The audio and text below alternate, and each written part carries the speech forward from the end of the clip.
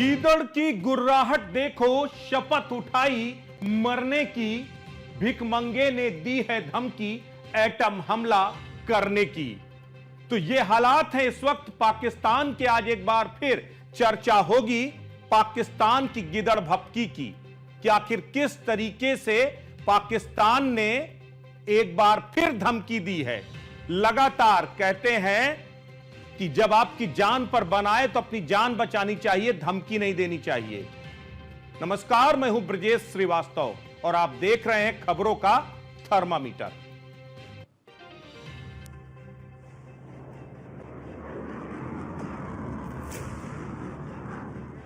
ये जो गोरी, शहीन, गजनवी, ये चौकों में सजाने के लिए नहीं हमने रखे हुए, ये हमने हिंदुस्तान के लिए रखे हैं।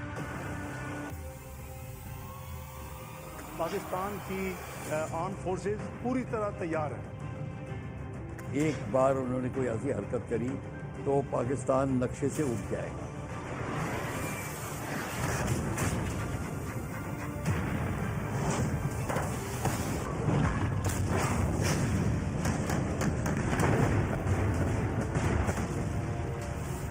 तुम्हारे मुल्क का बजट हमारे मिलिट्री के बजट के बराबर नहीं है।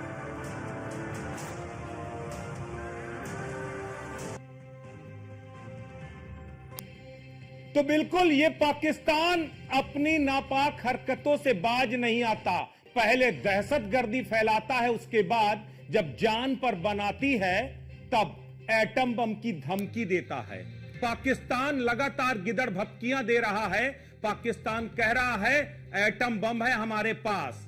पाकिस्तान के सियासतदान लगातार भारत पर परमाणु बम हमले की धमकियां दे रहे हैं। पाकिस्तान के रेल मंत्री ने तो बाकायदा यह भी कह दिया कि 130 एटम बम हमने दिखाने के लिए नहीं रखे हैं, बल्कि हिंदुस्तान के लिए रखे हैं। अब सवाल यह है कि आखिर क्यों बार बार पाकिस्तान भारत को परमाणु बम की धमकी देता है। पाकिस्तान की सरजमी में एक और चीज है, एक तरफ धमकी है और दूसरी तरफ पाकिस्तान हर तरफ गिड़गिड़ा रहा है। और यही वजह है कि तुर्की से हाथ पैर जोड़े और तुर्की ने 6 हरक्यूलिस विमान के जरिए पाकिस्तान को गोला बारूद की मदद दी है। इस बात को लेकर के भी चर्चाएं जोर पकड़ रही हैं कि क्या तुर्की अब खुलकर पाकिस्तान के साथ खड़ा हो गया है। तुर्की की सामरिक शक्ति पाकिस्तान के साथ अगर मिलती है तो क्या भारत के लिए खतरे की घंटी है। और खतरा केवल तुर्की से ही नहीं, बल्कि चीन ने भी पाकिस्तान का खुलकर समर्थन कर दिया है और कह दिया है कि संप्रभुता और सुरक्षा हितों की रक्षा के लिए हम उनका समर्थन करते हैं। सीधे तौर पर उन्होंने कहा कि उन्होंने आतंकवाद के खिलाफ पाकिस्तान की कार्रवाइयों का समर्थन किया है और एक निष्पक्ष और त्वरित जांच की मांग की है।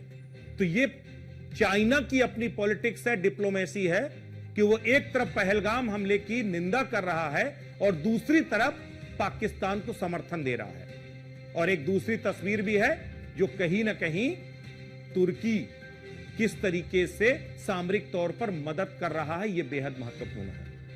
तो आज इसी पर एक बड़ी चर्चा करेंगे और विश्लेषण करेंगे और यह समझने की कोशिश करेंगे कि आखिर चीन और तुर्की के पाकिस्तान के साथ खड़ा होना क्या भारत के लिए खतरे की घंटी है क्या, इसको समझने की कोशिश करेंगे।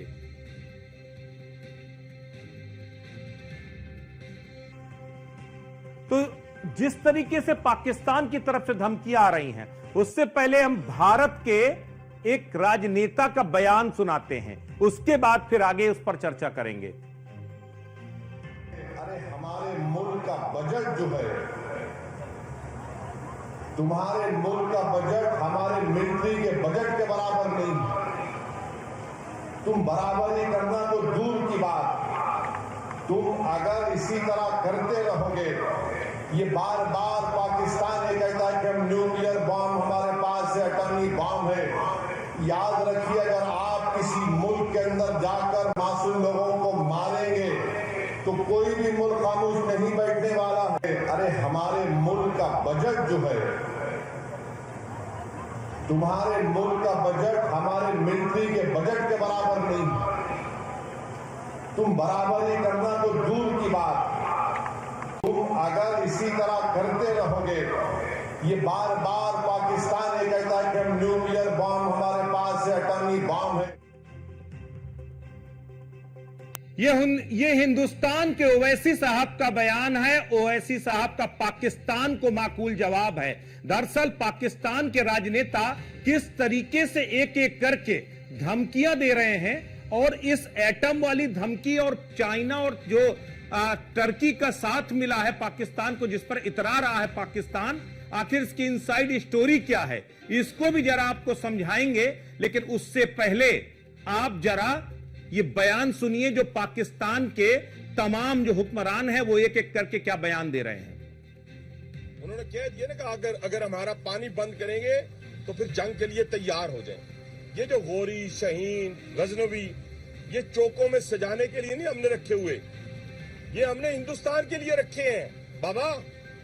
ये जो 130 एटॉमिक हमारे पास वेपन है, वो हमने सिर्फ मॉडल बनाने के लिए नहीं रखे हुए, और आपको पता ही नहीं कि हमने पाकिस्तान के किस किस हिस्से में रखे हुए हैं। ये दुनिया भी जानती है, आप भी जानते हैं, वरना आप तो इतने मक्कार बनिए हैं कि अभी तक पाकिस्तान के ऊपर कई दफा हमलावर हो चुके होते आप। आपने बड़ी दफा कोशिश की, लेकिन जब आपको पता चला कि हमारे शाहीन जो है फिजाओं में आ गए हैं तो आप भाग गए। की तरफ किसी किस्म की एडवेंचरिज्म का किसी को खाम ख्याली है तो वो भूल जाए। पाकिस्तान की आर्म फोर्सेस पूरी तरह तैयार है। देखें, अल्लाह ताला ने आपको एक न्यूक्लियर कुव्वत बनाया है, अल्लाह ताला ने पाकिस्तान को एक मिसाइली कुव्वत बनाया है। तो मैं समझता हूँ कि अल्लाह के फजल करम से अगर खुदा न खास्ता किसी ने हमारी तरफ को मैली आंख से कोई कोशिश की तो उसको जवाब उसी तरह मिलेगा जैसे उनको माजी में जवाब मिला। तो बेहतर है कि ये वो गलती ना करें, क्योंकि इस गलती से इस रीजन का जो पीस है और इस रीजन की जो स्टेबिलिटी है, इस रीजन की जो ग्रोथ है, इस रीजन की जो डेवलपमेंट है, इस रीजन की जो पॉवर्टी एलिवेशन के लिए कुछ जो काम हो सकते हैं वो नहीं हो रहे। Already India is a big cause for all these irritants. उन्होंने कह दिया ना कि अगर तो ये पाकिस्तान के हुक्मरान हैं जो पीस और स्टेबिलिटी का राग अलाप रहे हैं। वो पीस और स्टेबिलिटी की बातें कहां गई थी जब दहशतगर्दों ने बेगुनाहों पर गोलियां बरसाई थी, उनका कत्लेआम किया था। और सबसे बड़ी बात यह है कि एटम बम की धमकी की इनसाइड स्टोरी आपको बताएं, उससे पहले आपको दिखाते कि ये कोई पहली बार नहीं जब पाकिस्तान ने न्यूक्लियर हमले की धमकी दी। ये उरी हमले के समय का है। उसके बाद 2019 में जब पुलवामा अटैक हुआ, तब उस वक्त इमरान खान साहब क्या कह रहे हैं कि भारत के प्रधानमंत्री से मेरा सवाल है कि जो हथियार आपके पास है वो हमारे पास भी हैं, और एक नासमझी में क्या कुछ हो सकता है जब ना मेरे हाथ में रहेगा ना आपके हाथ में रहेगा। कुछ 1999 में कारगिल युद्ध के समय भी इसी तरह के एटम बम की धमकी देते हुए बयान आए थे। 2016 में जब उस समय भी रक्षा मंत्री ख्वाजा आसिफ ने उस वक्त क्या कहा था, उस वक्त भी उन्होंने कहा था कि अगर पाकिस्तान की सुरक्षा खतरे में होगी तो हम न्यूक्लियर हथियार इस्तेमाल करने में संकोच नहीं करेंगे।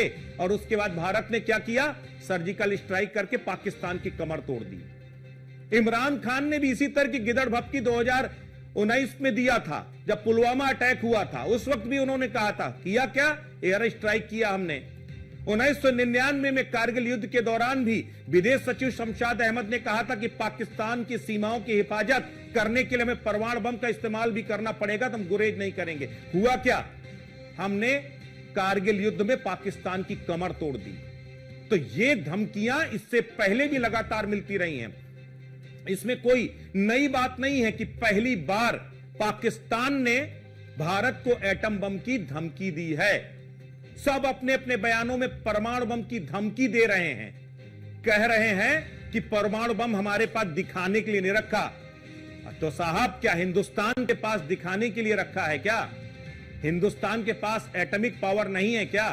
तुमसे 10 गुना नहीं, 20 गुना नहीं, 100 गुना ज्यादा एटॉमिक पावर है हमारे पास। अभी हम अपनी रिपोर्ट में आपकी वो भी मुगालते को दूर करेंगे और बताएंगे कि अगर पाकिस्तान की तरफ हिंदुस्तान ने केवल नजरें भी टेढ़ी कर दी तो पाकिस्तान का नाम नक्शे से मिट जाएगा।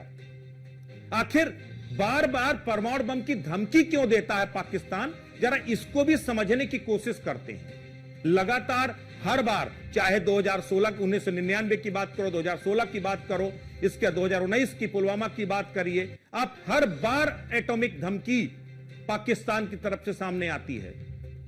लेकिन इस एटॉमिक धमकी के पीछे क्या पॉलिटिकल पावर है, क्या मिलिट्री पावर है, कुछ इसी तरह के सिनेरियो को समझने की कोशिश करेंगे और हम आपको बताएंगे कि आखिर किस तरह से हिंदुस्तान पावरफुल है। तो पाकिस्तान के नेताओं के ये वो तमाम बयान बता रहे हैं कि आखिर कैसे पाकिस्तान जब जब डरता है, जब जब उसकी सांसें फूलती हैं, तब तब वो न्यूक्लियर अटैक की ही धमकी देता है। इसके पीछे की कई प्रमुख वजह हैं, जरा वो भी समझ लीजिए आखिर वो क्या है। देखिए, ग्लोबल फायर इंडेक्स 2025 के मुताबिक भारत मिलिट्री पावर के लिहाज से चौथे नंबर पर है, जबकि पाकिस्तान 12वें नंबर पर है। यानी पारंपरिक युद्ध में चाहे जमीनी लड़ाई की बात की जाए या फिर नौसेना या फिर एयर पावर की, फाइनेंशियल या फिर लॉजिस्टिक पावर की बात की जाए, पाकिस्तान भारत के आगे कहीं नहीं टिकता। पाकिस्तान दुनिया को दिखाना चाहता है कि उसके हालात बेहद खतरनाक हैं। दुनिया की सबसे ज्यादा सघन आबादी वाले देश भारत और पाकिस्तान में अगर परमाणु बम का इस्तेमाल होता है तो बहुत बड़े पैमाने पर जनहानि होगी। इतना ही नहीं, पाकिस्तान की सरकारी ज्यादातर जो आंतरिक भांवर में फंसे हैं जो सरकार, घरेलू राजनीति में पूरी तरह से अस्थिरता है पाकिस्तान में। पाकिस्तान कंगाली और आतंकवाद से लगातार जूझ रहा है। इतना ही नहीं, पाकिस्तान की सेना या सरकार पर जब जब जनता का दबाव बढ़ता है तब तब पाकिस्तान इस तरह की जो धमकियां हैं वो देने लगता है।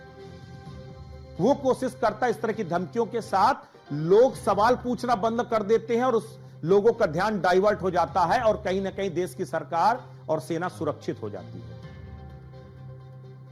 अब आपको ये जो पूरा सीन है ये आपको दिखाया, अब आपको जरा ये भी दिखाते हैं कि हमारे देश के रक्षा विशेषज्ञ प्रफुल्ल बख्शी इस पाकिस्तान की गिदड़ भपकी का क्या कह रहे हैं। वो धमकी दे रहा है, भारत अब की तैयारी अलग है। भारत को उसको कुछ कहना नहीं है, कोई कहने की जरूरत नहीं है, क्योंकि वो जो कह रहा है वो सुपरफ्लुअस बात कर रहा है कि हमारे पास हथियार हैं, क्या कहते हैं, परमाणु हथियार हैं, सबको पता है। इंडिया पर पाकिस्तान न्यूक्लियर हो चुके हैं, सबको पता है। हमारे पास 1.5 पाव का बम, 1 पाव का बम, और वैसे भी बातें करते हैं। मतलब ये नौसिखिया बातें करते हैं। उनको ये पता होना चाहिए कि अगर एक बार उन्होंने कोई हरकत करी तो पाकिस्तान नक्शे से उठ जाएगा। वो क्योंकि ये जो म्यूचुअल एश्योर्ड डिस्ट्रक्शन होता है, MAD डॉक्ट्रिन, जो न्यूक्लियर वॉरफेयर में होती है, आप एक किस पे डालोगे वो आप पे डालेगा, फिर आप डालोगे वो उस पे डालेगा। ठीक है, आपके 6-7 लाख मरेंगे, उसके 9-10 लाख मरेंगे, यही फर्क पड़ेगा और कोई ज़्यादा फर्क नहीं पड़ेगा। और कहने का मकसद ये है कि ये बेवकूफ़ी है कि किसी को डराने की कि हमारे पास आणविक हथियार हैं, न्यूक्लियर वेपन्स हैं, मान जाओ वरना। ये जो भाषा है ये सिर्फ स्ट्रीट भाषा है और जो दादागिरी वाली, इसमें कोई दम नहीं है। भारत को पता है, भारत मैच्योर नेशन है। हमारी न्यूक्लियर डॉक्ट्रिन बिल्कुल फिक्स है, कैसे करना है, कहाँ करना है, कब करना है, ये हमारे न्यूक्लियर जो स्ट्रेटेजिक एक्सपर्ट्स जो हैंडल कर रहे हैं इसको, वो डिसाइड करेंगे। तो इसमें कोई चिंता की जरूरत नहीं है। और अभी पाकिस्तान चाइना का दोस्त है, चाइना और टर्की भी चाइना के साथ साझा रखता है, तो टर्की और चाइना भी मिलके और इंग्लिश में साथ में बांग्लादेश को भी उकसा रहे हैं, उसको भी करके वो हमारे खिलाफ जो है एक नॉर्मल अभियान चलाएंगे, आर्म्ड अभियान, आर्म्ड कॉन्फ्लिक्ट चलाएंगे। और ये कि चाइना का एम ये होगा कि भारत जो उनका प्रतिद्वंदी है इस एरिया में, कैसे उसको डाउन किया जाए। हालांकि हमारे साथ अभी मीठी मीठी बातें जरूर चलती हैं चाइना की, पर जो आगे की चाइना की जो नीति है लॉन्ग रेंज, हमको उससे अवगत रहना पड़ेगा, हमको उसकी मीठी बातों में नहीं आना पड़ेगा। मुस्कुरा के उसकी बात का जवाब दो, अपनी तैयारी पूरी रखो। वो धमकी दे रहा है, बिल्कुल, तो हर किसी को मालूम है कि चाइना पीठ पर खंजर जरूर भोंकेगा, इसलिए तैयार रहना होगा। और इसी को रक्षा विशेषज्ञ भी कह रहे हैं कि भारत की आखिर क्या तैयारी और किस तरीके से भारत को तैयारी करनी है। अब इसी तैयारी पर हम आपको जरा एक कंपैरेटिव एक ग्राफिक्स दिखाते हैं और बताते हैं कि आखिर पाकिस्तान क्यों बार बार एटॉमिक पावर की धमकी देता है। यह अपने आप में बेहद अहम है, इसको जरा समझा देते हैं आपको। पाकिस्तान की मिलिट्री पावर और हिंदुस्तान की मिलिट्री पावर में कितना कुछ फर्क है, जरा ये आपको दिखाते हैं। आर्टिलरी फोर्स हिंदुस्तान की पूरी तरह तैयार है, आधुनिक बोफोर्स से लेकर के वो तमाम अत्याधुनिक हथियार तैयार हैं। और सबसे बड़ी बात यह है कि ये जो बैटलफील्ड हम आपको दिखा रहे हैं, दरअसल ये वो बैटलफील्ड है जिसमें हिंदुस्तान ने पाकिस्तान को नेस्तनाबूद करने के लिए पूरी तैयारी कर ली है। भारत के पास ड्रोन फोर्स तैयार है, स्वदेशी ड्रोन के जरिए एलओसी के पार 24/7 निगरानी रखी जा रही है। SU-30, Miraj 2000, Rafale fighter jets, ये सब कुछ तैनात कर दिया गया है। पंजाब, जम्मू कश्मीर और श्रीनगर में उड़ान भरने की तैयारी में है पूरा वायुसेना है। नौसेना भी पूरी तरह तैयार, INS विक्रांत अरब सागर में तैनात कर दिया गया है, जो एयरक्राफ्ट कैरियर को ले जाने में सक्षम है। INS सूरत मिसाइल परीक्षण का अपनी तैयारी दिखा चुकी है। तो कुल मिलाकर के अगर देखें तो दक्षिणी कश्मीर हो, LOC के नजदीक, हर जगह स्पेशल फोर्सेस को डिप्लॉय कर दिया गया है। स्पेशल फोर्सेस पूरी तरह से तैयार हैं। पैरामिलिट्री फोर्सेस की भी तैनाती की गई, विक्टर फोर्सेस को तैनात किया गया है। सर्जिकल स्ट्राइक के लिए भी सेना को बस सिर्फ एक इशारे का इंतजार है। एक बार एयर स्ट्राइक, एक बार ग्राउंड पर थल सेना ने स्ट्राइक की और इस बार नौसेना करे कि हमें मौका दो, हम पूरी तरह तैयार है। अगर आप कंपैरेटिवली डाटा आपको दिखाते हैं, सक्रिय सैनिक अगर सैन्य ताकत की बात करें तो 14,55,000 भारत के पास, रिजर्व में अकेले 11,55,000 हैं और पाकिस्तान के पास सिर्फ 5,05,000। अर्ध सैनिक बल 25 लाख भारत के पास है, सिर्फ 5 लाख पाकिस्तान के पास। अगर सैन्य ताकत सैनिक सक्रिय 14,55,000 भारत के पास, कुल 6,54,000 पाकिस्तान के पास हैं। तो यह सैन्य ताकत है कि 11,55,000 तो भारत के पास रिजर्व में पड़े हुए हैं, 25 लाख अर्ध सैनिक बल हैं, 5 लाख से पाकिस्तान के पास अर्ध सैनिक बल हैं। तो ये अगर आप थल सेना के लिहाज से आप ताकत की बात करें तो ये पाकिस्तान और भारत का कंपैरेटिव डेटा है। अगर इसी तरीके से आप दूसरे उसमें भी कंपेयर करते हैं कि वायुसेना हो या नौसेना हो, कहीं पर भी आप देखेंगे तो पाकिस्तान भारत के मुकाबले कहीं नहीं ठहरता। आप जरा थल सेना के हथियार देख लीजिए, भारत के पास 4,201 टैंक हैं, पाकिस्तान के पास 2,600 टैंक हैं। भारत के पास 1,48,000 बख्तरबंद वाहन है, जबकि पाकिस्तान सिर्फ 17,000। भारत के पास 100 तोपें हैं, पाकिस्तान के पास 1,000 तोपें, पाकिस्तान 662। भारत के पास 3,975 भारी तोपें हैं। भारत के पास 264 मोबाइल रॉकेट लॉन्चर हैं, जबकि उसके पास पाकिस्तान केवल 600 हैं। भारत के पास 4,201 टैंक है, जबकि पाकिस्तान के पास सिर्फ 2,627। 1,48,000 बख्तरबंद वाहन है भारत के पास, जबकि पाकिस्तान के पास सिर्फ 17,516। 1,000 तोपों की बदौलत 662 तोपें पाकिस्तान के पास हैं केवल। भारी तोपें 3,975 भारी तोपें हैं, पाकिस्तान के पास 2,629 तोपें। बोफोर्स जैसी तोप आज भी हिंदुस्तान के पास है, जिसने कारगिल में पाकिस्तान को नेस्तनाबूद किया था, एक बार फिर से पूरी तरह तैयार है, वो भी अपने आधुनिक रूप में। अब एयरक्राफ्ट की ताकत, भारत के पास 2,229 एयरक्राफ्ट है, पाकिस्तान के पास 1,399। फाइटर जेट भारत के पास 513 है, पाकिस्तान के पास 328 है। 130 अटैक एयरक्राफ्ट भारत के पास है, पाकिस्तान के पास सिर्फ 90 एयरक्राफ्ट। हथियार 270 ट्रांसपोर्ट एयरक्राफ्ट भारत के पास है, सिर्फ 64 ट्रांसपोर्ट एयरक्राफ्ट पाकिस्तान के पास है। 74 विशेष विमान है भारत के पास, 27 विशेष विमान पाकिस्तान के पास है। एरियल टैंकर 6 भारत के पास, 4 पाकिस्तान के पास। हेलीकॉप्टर 899 हेलीकॉप्टर भारत के पास, 373 पाकिस्तान के पास। 80 भारत के पास अटैक हेलीकॉप्टर हैं, जबकि 57 पाकिस्तान के पास हैं। 2,229 एयरक्राफ्ट भारत के पास और 1,399 पाकिस्तान के पास। तो यह वायुसेना की ताकत है। यानी आप जहां भी देखिए, चाहे थल सेना, जल सेना, वायुसेना, हर जगह पाकिस्तान कहीं भी नहीं ठहरता है।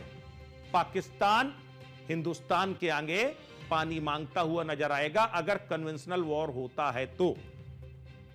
74 विशेष विमान भारत के पास और 27 केवल पाकिस्तान के पास। यह वो वायुसेना की ताकत है। अगर आप नौसेना की ताकत देखिए, नौसेना की ताकत अगर आप देखिए तो नौसेना की ताकत तो बहुत ज्यादा है भारत के पास। 135 गश्ती जहाज है भारत के पास, पाकिस्तान सिर्फ 69 गश्ती जहाज है। नौसेना बेड़े में 293 हथियार और कहीं पाकिस्तान के पास सिर्फ 93। भारत के पास अलग अलग अगर देखिए जो है बारूदी सुरंगें पाकिस्तान के पास हैं, हिंदुस्तान के पास हैं। विमान वाहक पोत 2 भारत के पास हैं और पाकिस्तान पास 0 हैं। तो इस तरीके से देखा जाए तो अलग अलग, चाहे वो जो है नौसेना की ताकत हो या फिर विमान वाहक पोत एक भी नहीं है। यह सबसे बड़ी बात है, सबसे बड़ा ड्रॉबैक है पाकिस्तान का। तो पाकिस्तान चाहे गश्ती जहाजों के उसमें हो, बारूदी सुरंगों में हो, सबमरीन में हो, पनडुब्बियों में हो, हर जगह पाकिस्तान मुंह की खा रहा है। डिस्ट्रॉयर भारत के पास 13 हैं, पाकिस्तान के पास 0 हैं। गश्ती जहाज 135 है, पाकिस्तान 69 हैं। विमान वाहक पोत 2 हैं, पाकिस्तान 0 हैं। सबमरीन 18 है, पाकिस्तान में 0 है। तो ये वो तमाम। अब आपको ये जो हमने आपको ये पूरा ये डेटा दिखाया, इसके जरिए हमने आपको ये समझाने की कोशिश की है कि आखिर जो है ये ताकत हम क्यों दिखा रहे हैं। क्योंकि कन्वेंशनल वॉर अगर होता है तो पाकिस्तान कहीं नहीं ठहरेगा। इसीलिए पाकिस्तान बार बार परमाणु युद्ध की धमकी देता। अब आपको एटॉमिक यानी न्यूक्लियर पावर में भी भारत और पाकिस्तान का वो कंपैरेटिव पावर दिखाते हैं कि भारत के पास क्या है। अब आप देखिए, परमाणु अगर हम लोग की बात करें तो परमाणु ताकत में भारत के पास 180 एटॉमिक बम है तो पाकिस्तान के पास 170 है। भारत के पास थर्मोन्यूक्लियर बम, न्यूट्रॉन और फिजन बम है और पाकिस्तान के पास फिजन और टैक्टिकल न्यूक्लियर बम है। भारत के पास 1.5 से 10 किलोमीटर तक के एरिया को नेस्तनाबूद करने की क्षमता है, बल्कि पाकिस्तान के पास सिर्फ और सिर्फ 7 किलोमीटर तक। भारत के पास हवा से में भारत का दम दिखाने के लिए पृथ्वी और अग्नि जैसी मिसाइलें हैं। उसके पास शाहीन 3 है जिसकी रेंज सिर्फ 2750 है, जबकि हिंदुस्तान के पास 6000 किलोमीटर तक की रेंज है। INS अरिहंत और INS अरिघात जैसी पनडुब्बियां भारत के पास हैं जो 3500 किलोमीटर तक समुद्र में परमाणु अटैक कर सकती हैं। बाबर 3 पाकिस्तान बना रहा है, अभी तक वो क्षमता नहीं है। ओवरऑल अगर देखा जाए तो परमाणु बम के लिहाज से भी देखा जाए तो कहीं नहीं ठहरता है पाकिस्तान। अब आपको और समझाते हैं जरा, ये जो न्यूक्लियर वार है, न्यूक्लियर पावर को भी आपको समझाने की कोशिश करते हैं कि आखिर ये न्यूक्लियर पावर किस तरीके से पाकिस्तान और भारत की है। ये आंकड़े साफ तौर पर बता रहे हैं कि भारत पाकिस्तान के मुकाबले ज्यादा शक्तिशाली परमाणु संपन्न देश है, लेकिन भारत और पाकिस्तान की जो न्यूक्लियर पॉलिसी है उसमें जमीन आसमान का फर्क है। उसके पीछे वजह का ये भी देखिए। 2003 में भारत ने अपना न्यूक्लियर डॉक्ट्रिन जारी किया, जिसमें भारत ने न्यूक्लियर अटैक के लिए नो फर्स्ट यूज की पॉलिसी अपनाई, यानी भारत कभी भी पहला वार नहीं करेगा। भारत ऐसे किसी देश पर कभी परमाणु हमला नहीं करेगा जिसके पास परमाणु क्षमता नहीं है, न्यूक्लियर पावर नहीं है। ये भारत के एथिक्स हैं। जबकि पाकिस्तान ने आज तक कभी भी कोई भी ऑफिशियल न्यूक्लियर डॉक्ट्रिन जारी ही नहीं किया, यानी पाकिस्तान मौका आने पर न्यूक्लियर अटैक कर सकता है। वो बॉर्डर पर लगातार न्यूक्लियर वेपन्स को तैनात रखता है, जबकि भारत कभी नहीं दिखाता। ये भारत और पाकिस्तान के न्यूक्लियर पॉलिसी में डिफरेंस है।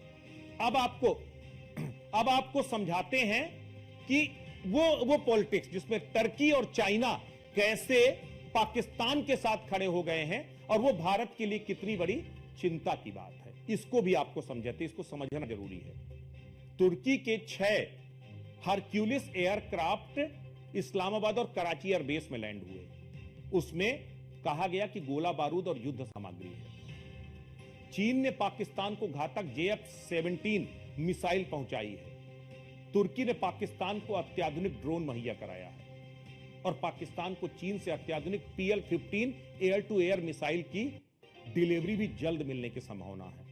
दरअसल ये चीन और टर्की किस तरीके से पाकिस्तान की मदद करने में जुटे हैं, ये आपको दिखाया।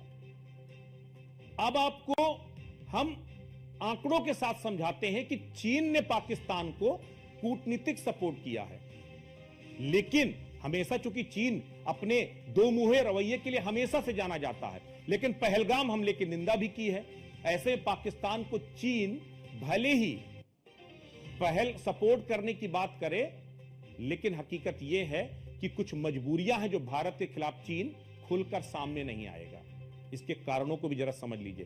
भारत और चीन के बीच में 136 अरब डॉलर का पूरा व्यापार होता है, जिसमें 101 अरब डॉलर का आयात चीन से भारत करता है, जबकि भारत से चीन को निर्यात केवल और केवल 36 अरब डॉलर का होता है। ओवरऑल अगर देखा जाए, मतलब चीन से 3 गुना ज्यादा आयात भारत करता है, तो चीन के लिए भारत एक सबसे बड़ा और मुफीद बाजार है। अगर चीन से भारत का आयात करना बंद कर दे तो 101 अरब डॉलर का नुकसान होगा। अब आप समझिए क्यों सीधे तौर पर वो भारत के खिलाफ नहीं आना चाहता। चीन को 100 अरब डॉलर से ज्यादा का वार्षिक नुकसान होगा। ये सबसे बड़ा, उसके मोबाइल ब्रांड, उसके तमाम अन्य प्रोडक्ट, इलेक्ट्रॉनिक सप्लाई चेन, ये पूरी की पूरी ठप हो जाएगी। उसकी तमाम कंपनियां, निवेश फंड, भारत को छोड़ना पड़ेगा उन्हें। इन सारी चीजों से चीन हाथ धो बैठेगा और भारत अगर अन्य विकल्पों जैसे वियतनाम, ताइवान, यूरोप, अमेरिका और स्थानीय उत्पादन की ओर तेजी से अगर उसने शिफ्ट कर दिया, तो चीन की पहले से धीमी होती अर्थव्यवस्था को इससे और बड़ा झटका लग सकता, क्योंकि अमेरिका ने जिस तरह का ट्रेड वार शुरू किया है उसमें अब चीन को बेहद जरूरत है भारत जैसे बाजार की। यही वजह है कि हम कह रहे हैं कि अब खुलकर सामने नहीं आ सकता।